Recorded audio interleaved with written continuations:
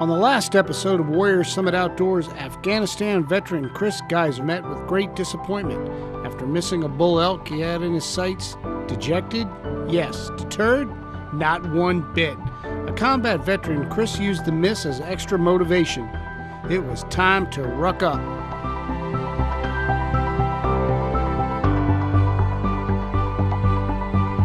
On this episode, our special tag elk hunt continues as Chris shows incredible resilience and determination. He travels miles on his feet and on his hands and knees through heavy Chico brush and sloppy marshland, all in a quest to finally get an elusive bull elk in velvet. Will he succeed? We will also get an incredible visit at Palmer Outfitters from Mr. John Teagan, a hero who fought in Benghazi. And finally, will I get my own birthday wish, a shot at a bull elk of my own? Our epic Colorado adventure concludes this week with a big bang.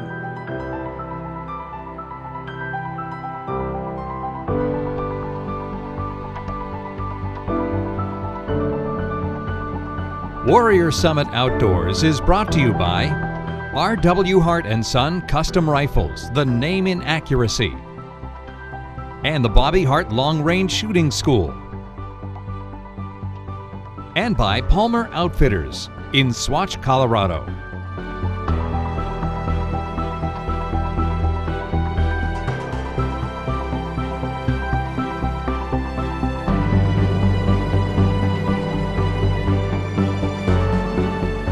For more information on Warrior Summit Outdoors, we invite you to visit our website, www.couragehealsthesoul.com.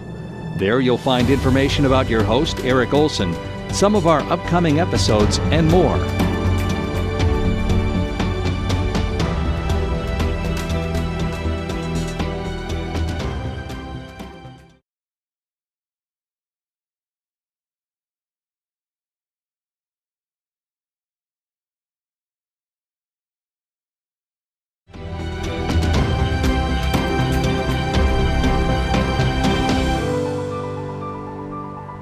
Chris Geiser has another shot at bagging a bull elk, but once again, the elk isn't going to make it easy. That green spot, get in there, we can just walk. Y'all ready?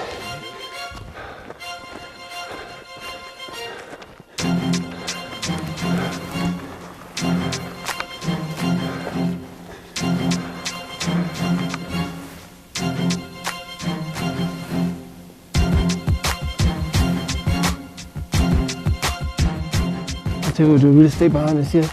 Just let them bed. They're gonna lay down right there. Then we'll do a stalk on them from there. They're waiting.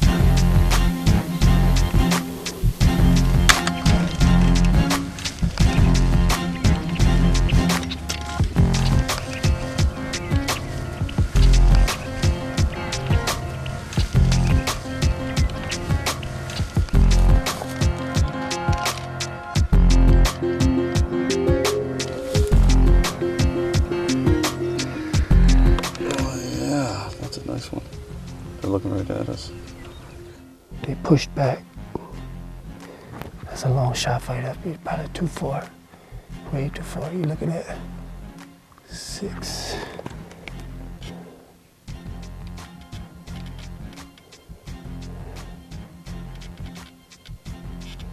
Yeah, it's too far. It's 59.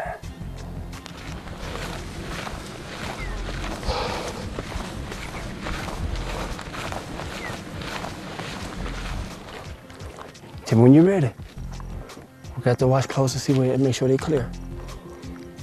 Hold on, wait for one. She ain't down yet. Just popped back up.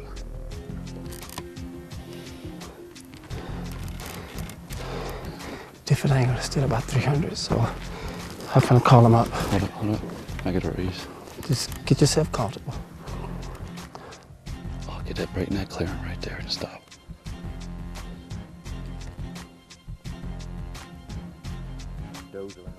Yeah. Nope.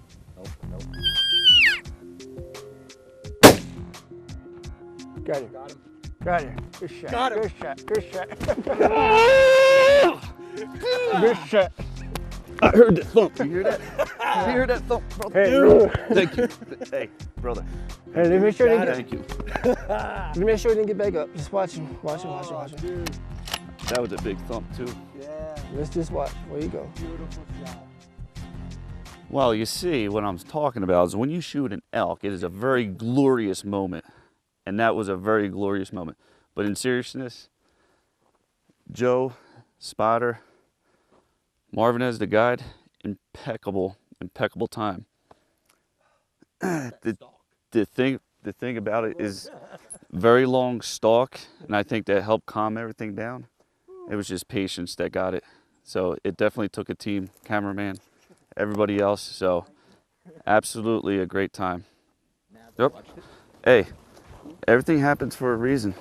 Yesterday was too easy. This is what it's all about, what we just did. Story, man. I tell you, man. I tell you. Dude, got him in the neck. Okay. Okay, I'm gonna clean the whole thing. It's a nice one, nice little buck. Yeah. Maybe about 3, yeah. Yeah. Nice one.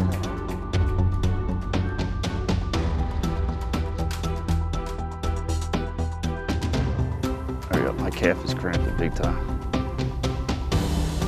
Suck it up. Buttercup. You just killed an elk. Hell yeah.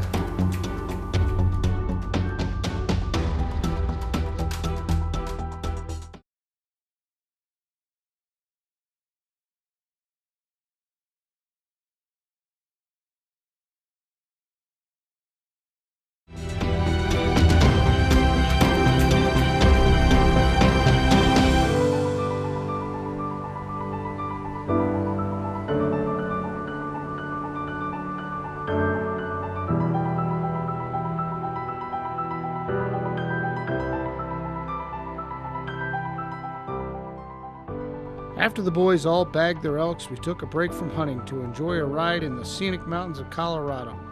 What beautiful country! What an unbelievable group of guys. It was hard to imagine it would get better than sightseeing, but it did. We ate delicious grub with the folks at Palmer Outfitters and some awesome folks from the town of Swatch, Colorado. I was really surprised and touched to learn everyone had organized a birthday celebration for me. I gotta be honest, the only birthday wish I had to get a bull elk of my own before heading back home to the family.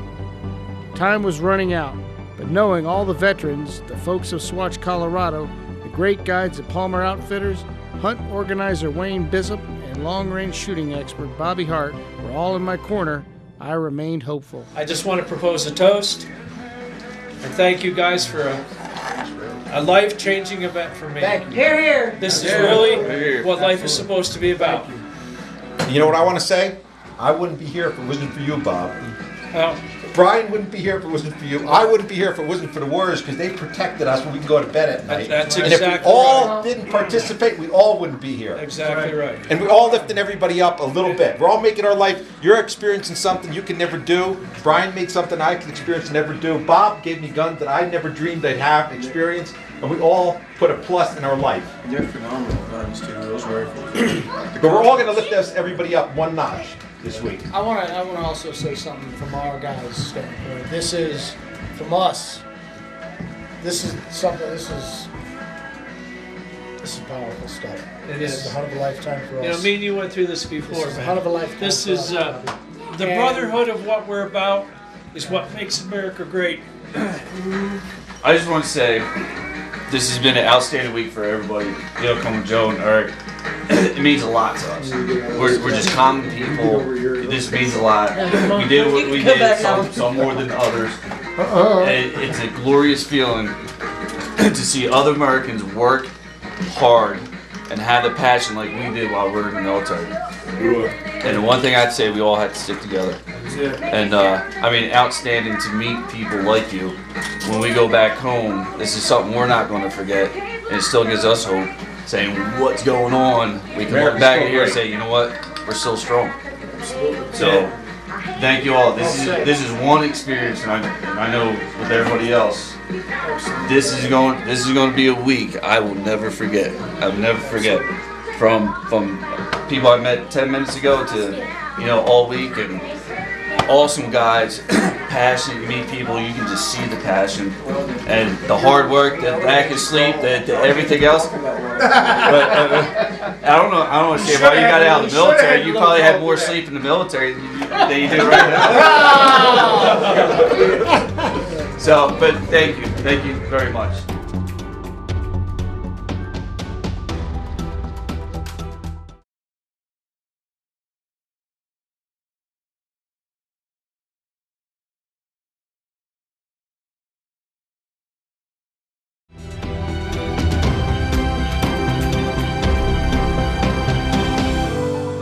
This segment brought to you by Hazelton Eye Specialists and Stroudsburg Eye Specialists. Before my own chance at a bull elk, I had a big surprise of my own to spring on the boys. Bobby Hart, Wayne Bizzip, and I arranged for Colorado resident John Tig Teagan, a hero who fought in Benghazi, to come meet up with the guys at Palmer Outfitter and talk to all the vets on the hunt. Teagan also sat down with me for a one-on-one discussion about his experience in Benghazi and how he enjoys the Colorado outdoors. So we've had a great time out in Colorado elk hunting. We've gotten a few, we've missed a few, and we've had some great camaraderie with the guys. It's been a really good time, a lot of good healing, a lot of good times together. Met some great people out here. And to top it off, we've been joined by a special guest, Mr. John Teagan, otherwise known as Tig, one of the Benghazi heroes from September 11th, 2012. And we're proud to have him out here. It's a great honor. Thank you, sir. Thank you, John. I appreciate it. Yes, sir. So what we do is, with Warrior Summit Outdoors, is that we're about getting combat veterans into the outdoors, healing post-combat. A lot of guys are isolating. They're holding up in some hotel room or some home and diving into a bottle, or even worse, guys are jumping on heroin, and it's becoming an epidemic of suicides, 22 a day, they say. Yep. And this has just got to come to an end. And, you know, we'd love to hear some of your advice on some of the things that you've done post-combat to try to come home, if you will. And, you know, maybe some of these things that we can share with, so we can learn from it. I think my biggest, easiest way for me that was actually be able to talk about it, and you know, and doing the book, the author kind of had to drag a lot of stuff out of me because I wasn't ready to talk. But then, you know, the more I talked, the more it got easier, the more I relaxed, and you know, then plus, you know, just being able to get out and, you know, being able to do stuff with organizations like this, Wishes for Warriors, Halo, even the Journey Home Project. And, you know, there's so many out there, but I think the hardest problem is a lot of vets don't know who to call. That's correct. I think that's one of the information I think we got to figure out how to get out to them, because the ones that I always run into, they're just kind of like, yeah, I don't know where to go and who to get a hold of, and you know, and so I think the biggest thing is just somehow get a hold of a list or get a website up that's just for vets and say, here's all the organizations you can get in contact with. Well, it seems like there's a lot of people trying to do that. They're just almost impossible to navigate. Yeah, well, I think if you get them out to the commands, for the most part, I mean, start somewhere, and then it'll, I think, eventually start trickling down to the other guys who are already out. Right. As we've said in our show, that our motto is courage heals the soul. Yeah. And we've understood that there's two types of courage. There's the courage to fight the battle, and then there's even takes more courage to come home and live with it. Yeah. And we've and to seek the help for it if you need the help. That's correct. And I wish more guys would do it. They're not doing it enough. Guys aren't reaching out. I have a friend now that's going through an issue, attempted suicide last Saturday. Thank God he wasn't successful, but he's dealing with a rough time now. So he reached out to me, and you know, I'm obviously out here. I couldn't be there for him immediately, but we're talking every day. I'm trying to be with him next week and get him into the proper counseling. You know, he was a former 82nd guy. Saw a lot of bad stuff in Iraq and Afghanistan, and just decided he was a tough guy and didn't need to seek help. And it finally just caught up with him, and just went over the edge. And thank God we saved him. Yeah, a lot of guys, they don't want to listen to other people either, and that's what we've kind of seen. Don't, you know, if your wife says, hey, you know, what's wrong with you? You know, you might want to go and ask somebody. You know, they see something more than you'll ever see. And, that's correct. You know, don't ignore it. And especially your friends, if your friends come home, they kind of say, you know, he's a little bit different. yeah, you might want to go and seek help because you might not really know it, and by the time you do, it's going to be too late. You know. That's true. And it's important to have that support network. Oh, yeah, and as I very said, my wife is probably the biggest reason I'm still here today. She's been through hell and back with these deployments, and she stood strong by me, and she's been a strong influence and kept me from going over the edge, so to speak. But you know, a lot of guys break that bond. Yep. You know, the skills and the traits that kept us alive in combat often are toxic to relationships. How close was the movie 13 Hours to the real event? How close was that? It was about 80% accurate, you know, but going actually through the consulate and the smoke and stuff like that, it was actually a lot harder in real life. Yeah. Because, you know, and I brought that up, and Bay said, well, you know, I can't just have your guy go in there and then you can't see him for 5 minutes. You know, the camera's got to be able to follow him and see him. Like, Yeah. Okay, fine. So I Yeah, kinda gave him that one. so you had to have a little bit of give and take on that. Yeah. I can understand that. You know, but, you know, having all those people on the compound, you know, that's how it was. It was just, I mean, dudes everywhere. You know, when we first went in, you know, me and Roman went going in, out, going out. When we finally came out the last time searching for the ambassador, we kind of go down the stairs to go to the other side of the compound because it's 2 compounds. Sure. And we just got there, just freaking people. We're just like, me and Roman kind of look at each other like, oh, we're just like dudes with no guns, some with guns. Like, well. Did you know who was what? Yeah. You just kind of. So we started assaulting the other side of the compound, Yeah. you know, and started moving down this little dirt road. It wasn't very far, but, you know, we kind of get staged behind the wall. And I'm like, okay, you ready to go? Because, I mean, it's when you go, it's just like a wide open. Dudes could be like way in the back in the dark, and you can't see them because we put our MVGs on it. We're blinded because the lights are inboard. Absolutely. So, did you find watching the movie that bring back some bad thoughts? Did it bring back anything that did you feel like you were kind of back in Benghazi again? I think when I watched it, I was looking at a different angle. I was looking at more like accuracy kind of things instead. Okay. Well, that makes sense. How about when you were writing the book? Yeah, the book was definitely a lot harder, you know, because again, it was still kind of pretty fresh, really. Yeah. I mean, when did we start? That end of like 2013 is when we kind of started doing the book. Right. So it was a little bit different, a little bit harder to talk about. Yeah. So Tig, tell me a little bit. I mean, what do you do in your spare time? Do you get into the outdoors? Do you hunt? Do you fish? And would you recommend that for other combat veterans? Yeah, I totally would. I mean, we've done, myself and Oz, we've done a lot of helo hog hunts with a bunch of even W amputees. You know, they just, you know, strap them in and they go up in the helo, and man, the smiles on those guys' face when they come back down. It's amazing, it's isn't amazing. it? Yeah, I mean, they go out there shooting the hog and they'll go down and pick them up, and if it's a big one, they'll even, usually they mount the head for you and you Oh, that's pretty cool. That's pretty neat. It's pretty tasty. And, you know, we went out one week and got 200 of them. Wow. All from helos. All from helos. Nice. It was a blast, man. It was. So, thank you, John. Yes, Much sir. appreciated. I appreciate the time. Oh yeah, my pleasure, man. It was time to get a bull elk of my own. Brian Palmer and I had seen a monster 5x5 bull elk earlier in the week, but it was out of range for a shot at the time. Well, just my luck. On the very last day, in the final remaining hours, the big boy made an appearance. The cameramen were gone, but we did get it on cell phone. I had him in my sights, and remembering all I had been taught about long-range shooting by my good friend Bobby Hart, I seized the moment.